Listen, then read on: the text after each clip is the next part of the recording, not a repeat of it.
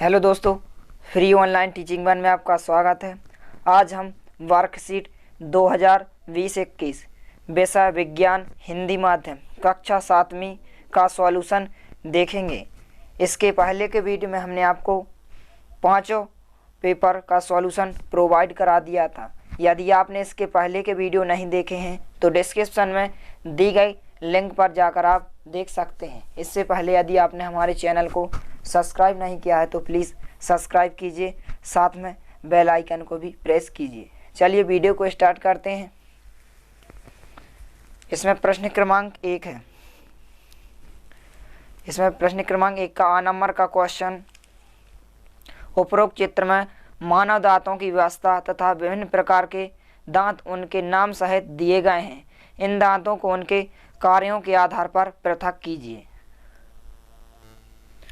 तो यहाँ दांतों के कार्य दिए गए हैं, यहाँ आपको दांतों के नाम लिखना है। तो पहला है कर्तन एवं दंशन करने वाले दांत, दूसरा चबाने एवं पीसने वाले दांत, तीसरे चीरने व फाड़ने वाले दांत, चौथा पीसने वाले दांत जो केवल वयस्कों में पाए जाते हैं। तो हम 4 क्वेश्चन, तो आपके प्रश्न क्रमांक 1 के आ नंबर क्वेश्चन के आंसर हो जाएंगे। कर्तन एवं दंशन करने वाले दांत का नाम क्या होता है? कृतक। इसके बाद दूसरा क्वेश्चन, चबाने एवं पीसने वाले दांत का नाम चवर्णक। तीसरा चीरने व फाड़ने वाले दांत का नाम रदनक। और चौथा पीसने वाले दांत जो केवल वयस्कों में पाए जाते हैं, क्या हो जाएगा? अग्रचवर्णक। इसके बाद देखते हैं प्रश्न क्रमांक 1 का 12 नंबर का क्वेश्चन, दर्पण में देखते हुए अपने दांतों की गणना कीजिए एवं अपने दांतों की संख्या लिखिए। तो ये आपके प्रश्न क्रमांक 1 के 12 नंबर के क्वेश्चन का आंसर हो जाएगा। दांतों की संख्या कितनी हो जाएगी? 28। इसके बाद देखते हैं हम प्रश्न क्रमांक 2, पहेली ने स्कूल में 400 मीटर दौड़ प्रतियोगिता में हिस्सा लिया और वह दौड़ में प्रथम आई। जब वह घर पहुंची तो बहुत खुश थी, लेकिन उसके पैर की पेशियों में ऐंठन आ जाने के कारण उसे बहुत दर्द हो रहा था।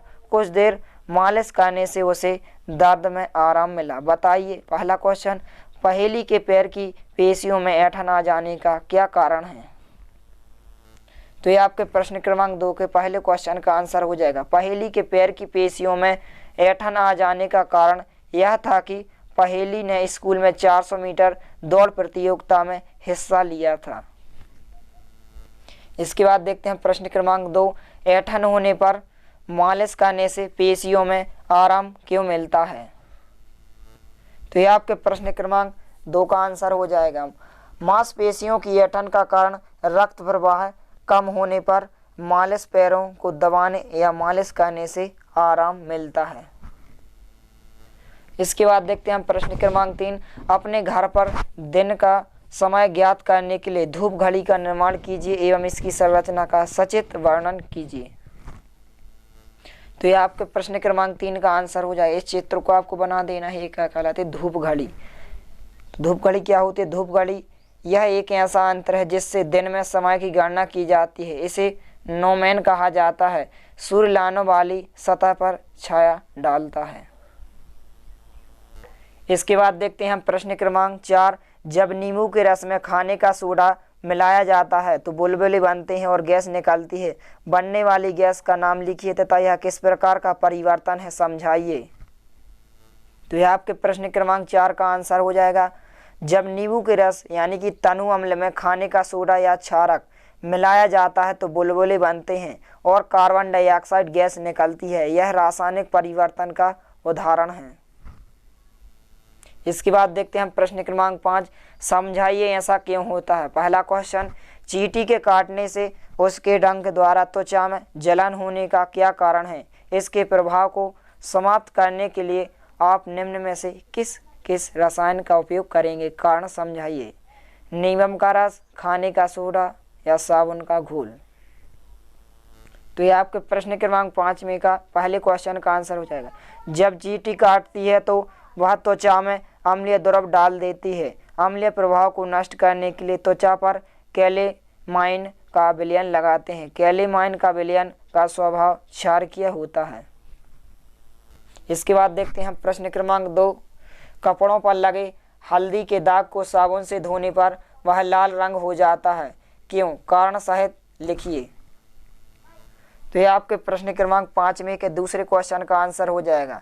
क्योंकि साबुन प्रकृति में क्षारीय होती है, इसलिए जब हल्दी लगे दागयुक्त कपड़े पर साबुन रगड़ा जाता है तो हल्दी एक प्राकृतिक सूचक होने के कारण साबुन लवण के साथ प्रतिक्रिया करके दाग का रंग बदल देता है और साबुन के कपड़े का दाग लाल रंग का हो जाता है। इसके बाद देखते हैं हम प्रश्न क्रमांक 7 में का दूसरे क्वेश्चन, संचरणीय रोग किसे कहते हैं। तो ये आपके प्रश्न क्रमांक 7 में का दूसरे क्वेश्चन का आंसर हो जाएगा संचरणीय रोग। ये रोग कुछ जैव कर्मकों जैसे वायरस, बैक्टीरिया, प्रोटोजोआ, कवक आदि के द्वारा उत्पन्न होते हैं। संक्रामक रोग विभिन्न तरीकों जैसे जलवायु, भोजन और रोग वाहकों द्वारा एक व्यक्ति से दूसरे व्यक्ति में फैल सकते हैं। संक्रामक रोग रोगी व्यक्ति से स्वस्थ व्यक्ति में संचरित होते हैं, वे संचरणीय रोग कहलाते हैं। इसके बाद देखते हैं हम प्रश्न क्रमांक 7 में का तीसरा क्वेश्चन, पल्स पोलियो अभियान क्या है। तो ये आपके प्रश्न क्रमांक 7 में का तीसरे क्वेश्चन का आंसर हो जाएगा पल्स पोलियो अभियान के तहत 5 वर्ष से कम आयु के सभी बच्चों को पोलियो समाप्त करने के लिए यह अभियान चलाया गया, जिसे पल्स पोलियो अभियान कहते हैं। इसके बाद देखते हैं हम प्रश्न क्रमांक 4, पोलियो का टीका वर्तमान में किस प्रकार दिया जाता है तथा 20 वर्ष से पूर्व इसे किस प्रकार दिया जाता था। तो यह आपके प्रश्न क्रमांक 7 में का चौथे क्वेश्चन का आंसर हो जाएगा।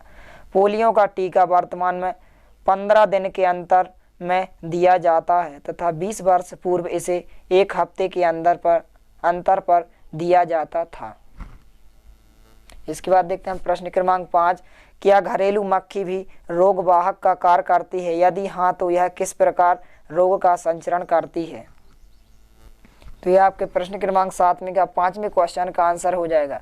मक्खियां रोग वाहक का कार्य करती हैं या संक्रमण रोग का संचरण करती हैं। यदि वीडियो पसंद आए तो प्लीज़ लाइक कीजिए, दोस्तों के साथ शेयर कीजिए और यदि आपने हमारा चैनल सब्सक्राइब नहीं किया है तो प्लीज़ सब्सक्राइब कीजिए। धन्यवाद।